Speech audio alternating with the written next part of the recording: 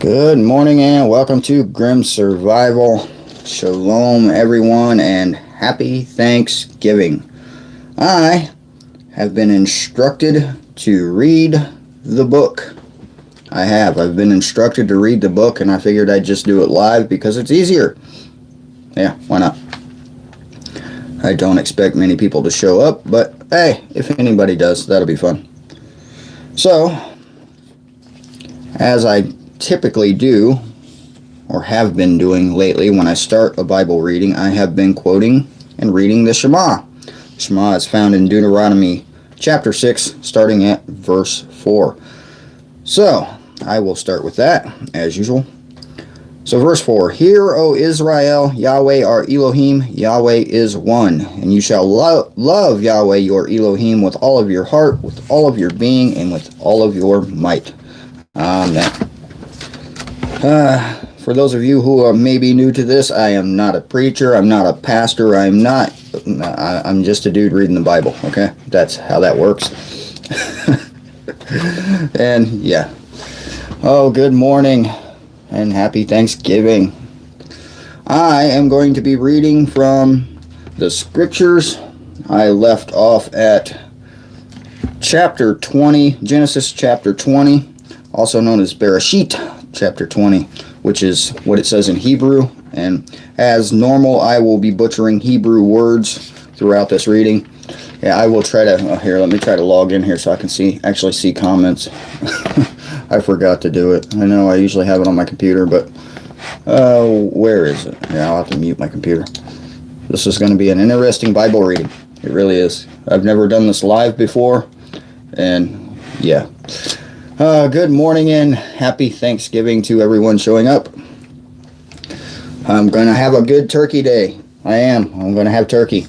So I feel that we should have these readings and have a quick Bible reading to commemorate the lives of our fallen turkeys, because I don't know if you are, but today I'm going to be having a service for my lost turkey. My poor friend, the lost turkey. We need to have a service for him. You guys get it, right? Hope you guys get it. Yes, I agree. Rebecca, perfect day for the Bible reading. So I'm not sure how much of this I'm actually going to get through, because I do have things I have to be doing today. And then this is probably going to be quick. But anybody who's been following along, we left off at Genesis 20. Abraham had just ventured into yet another city and claimed Sarah to be his wife, or his sister, instead of his wife, and got the guy Abimelech in a lot of trouble for that from the father. So that was almost bad for Abimelech, but it all seemed to have worked out in the end, especially for Abraham, who got a lot of silver and livestock out of the deal. So yeah, that's an odd situation in my opinion in the book, but it happened, so there it is. All right, so I'm going to probably not pay much attention to the comments while I'm reading this, and I'm going to start at 21, verse 1. Hope I don't butcher this. I haven't been awake very long. Maybe I should have some coffee. I really haven't. I woke up late, slept in. So, yeah, here we go.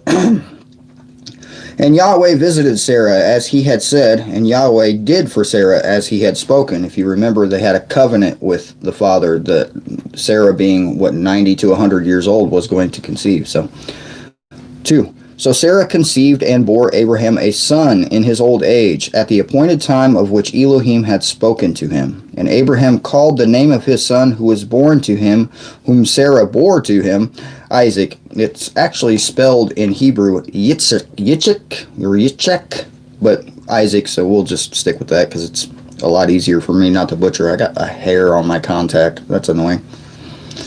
Yeah, I wear contacts, by the way. Yeah, that's really annoying. You're going to see me take my contacts out in the middle of the live stream. All right, verse 4. And Abraham circumcised his son Isaac when he was 8 days old, as Elohim had commanded him. And Abraham was 100 years old when his son Isaac was born to him. And Sarah, Elohim had made laugh. I remember that.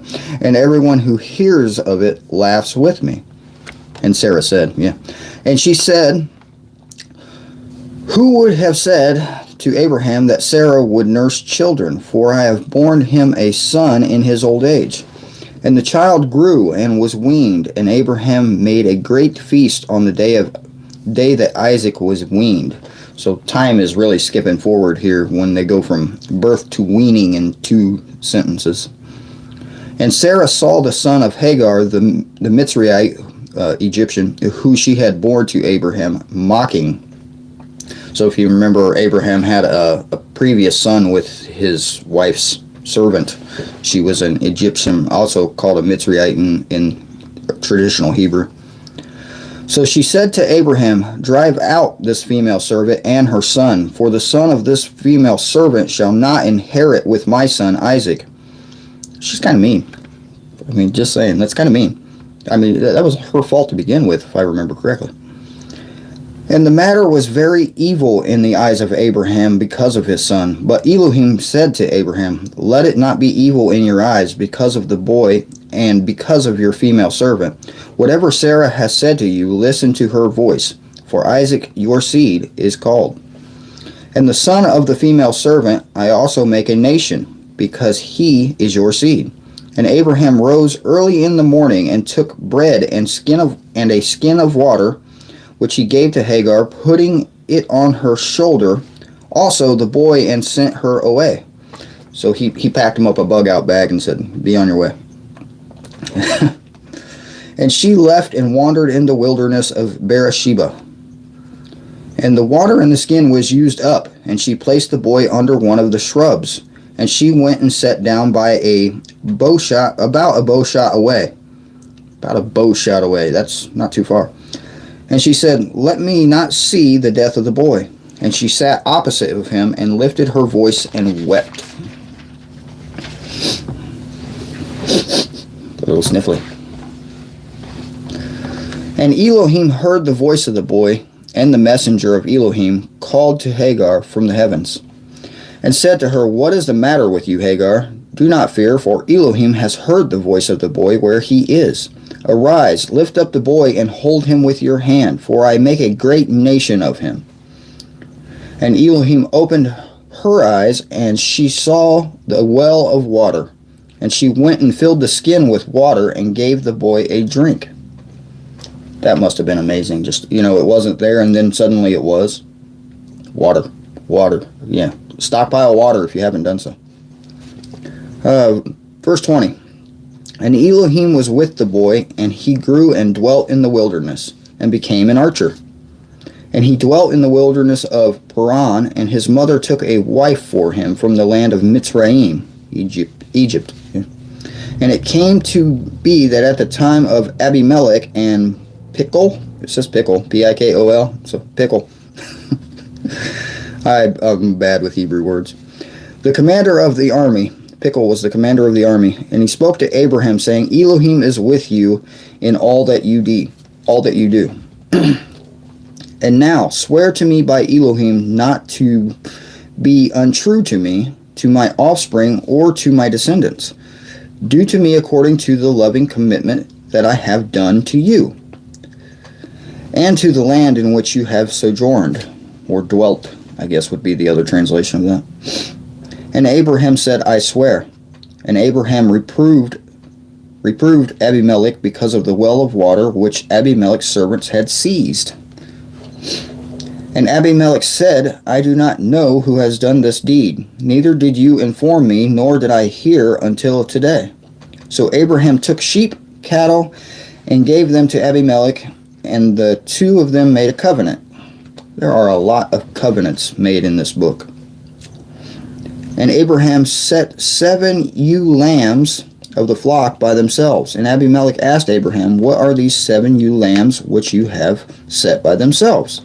And he said, "Take these 7 ewe lambs from my hand to be my witnesses that I have dug this well." So he called that place Beersheba, because the two of them swore an oath there. Thus they made a covenant at Beersheba, and Abimelech rose with Pickle, the commander of his army, and they returned to the land of the Philistines. And he planted a tamarisk tree,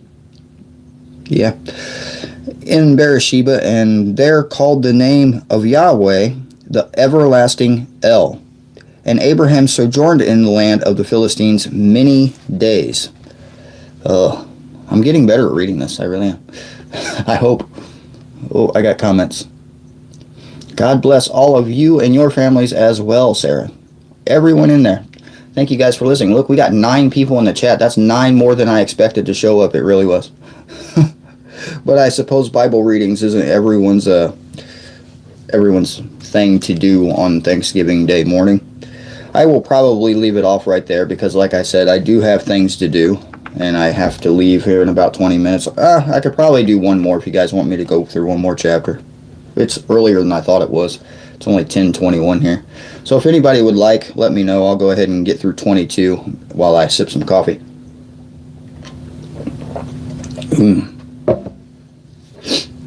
Let's see. Do we have any comments here? So I hope everyone's having a good service today for their turkeys. The standing joke is, and I actually read this on a news report that's not supposed to be here, but there was a governor, I think, that was having a funeral service for their turkey. So, okay, I will do one more here. Genesis 22. And it came to be after these events that Elohim tried Abraham and said to him, Abraham. And he said, Here I am. And he said, Take your son now, your only son Isaac, whom you love, and go to the land of Moriah, I guess, and offer him there as an ascending offering on one of the mountains which I command you. And Abraham rose early in the morning and saddled his donkey, and took 2 of his young men with him, and Isaac his son. And he split the wood for the ascending offering, and arose and went to the place in which Elohim had commanded him. And on the 3rd day Abraham lifted his eyes and saw the place from a distance. So Abraham said to his young men, Stay here with the donkey, while the boy and I go over there and worship, and come back to you. And Abraham took the wood of the ascending offering, and laid it on Isaac his son. And he took the fire in his hand with a knife, and the 2 of them went together. That had to have been a tough thing to do. And Isaac spoke to Abraham his father, and said, My father. And he said, Here I am, my son. And he said, See the fire and the wood, but where is the lamb for the ascending offering? We know. And Abraham said, My son, Elohim does provide for himself the lamb for an ascending offering. And the 2 of them went together. And they came to the place which Elohim had commanded him, and Abraham had built a slaughter place there, and placed the wood in order. And he bound Isaac his son, and laid him on the slaughtering place upon the wood. And Abraham stretched out his hand, and took the knife to slay his son. But the messenger of Yahweh called to him from the heavens, and said, Abraham, Abraham. And he said, Here I am. And he said, Do not lay your hand on the boy, nor touch him, for I now know that you fear Elohim, seeing you have not withheld your son, your only son, from me. And Abraham lifted his eyes and looked, and saw behind him a ram caught in the bush by its horns. And Abraham went and took the ram, and offered it up for an ascending offering instead of his son. Could you imagine being instructed to do such a thing? I mean, that would be hard. And Abraham called the name of this place Yahweh Yireh, I would suppose is what that says, as it is said this day, on the mountain Yahweh provides. And the messenger of Yahweh called Abraham a second time from the heavens, and said, By myself I have sworn, declares Yahweh, because you have done this, and have not withheld your son, your only son, that I shall certainly bless you, and I shall certainly increase your seed as the stars of the heavens, and as the sand which is on the seashore, and let your seed possess the gate of their enemies. And in your seed all the nations of the earth shall be blessed, because you have obeyed my voice. Then Abraham returned to his young men, and they rose up and went together to Beersheba. And Abraham dwelt at Beersheba. And it came to be after these events that it was reported to Abraham, saying, See, Michal too has borne children to your brother Nahor.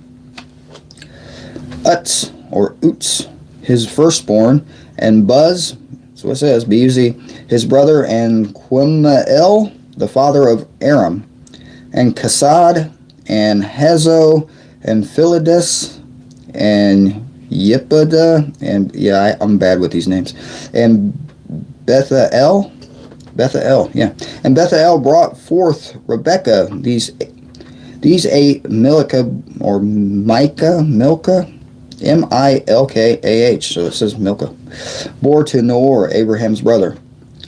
And his concubine, whose name was Rehoboam, also bore Tabitha, or Tibba, and Graham. There was an easy one.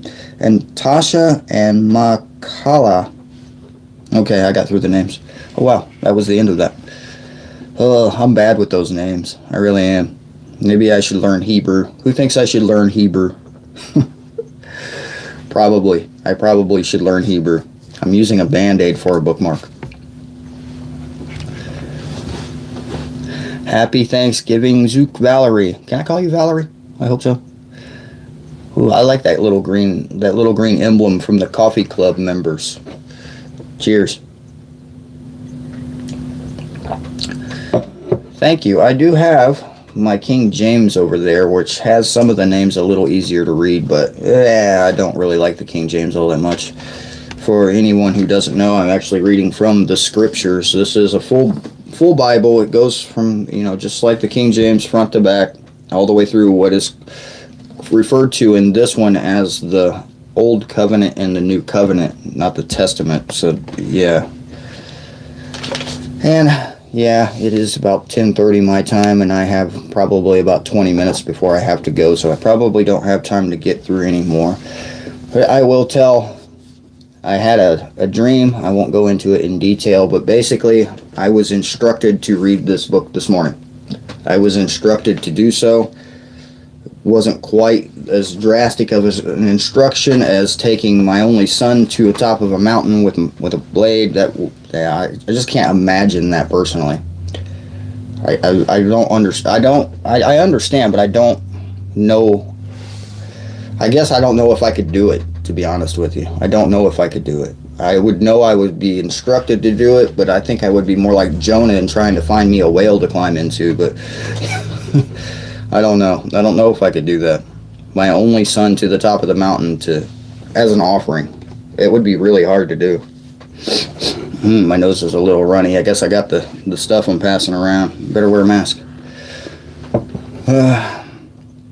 There is a lot to be thankful for today. A lot to be thankful. And once I have the gathering of people together, I'll probably record a quick video a little bit later. But yeah, there is a lot to be thankful. Thankful for my family. Thankful for all that He's done for me. Even the loss of my job, I am thankful for the loss of my job, because without that, I wouldn't have time to do this. And days like today, I would have been working so much yesterday, I'd probably been half asleep today, and I wouldn't be doing this. So even the loss of my job, I'm thankful for. So yeah, trust in God. Exactly. So yeah, just be thankful. Have a good day. Try to remember that, whatever happens tomorrow, whatever happened yesterday, today is just a day to relax, be thankful, say some prayers, talk to the Father, and just, have a good day. So I'm going to go ahead and call this, because I do have to go. He is the air we breathe. God bless everyone. I like that. That's a good comment. It really is. All right, guys, I really do got to go. So I just thank you for listening. Thank you for being here. Have some coffee. God bless and happy Thanksgiving. And I'll see you guys next time.